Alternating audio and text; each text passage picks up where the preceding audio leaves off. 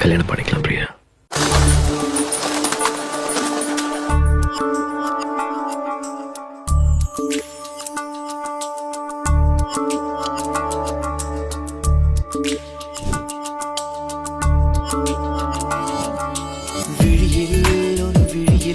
வந்து வீழ்ந்தேன் அந்த நொடியில் என் எதிர்காலம் நீதான் என்று உயிர் சொன்னதே.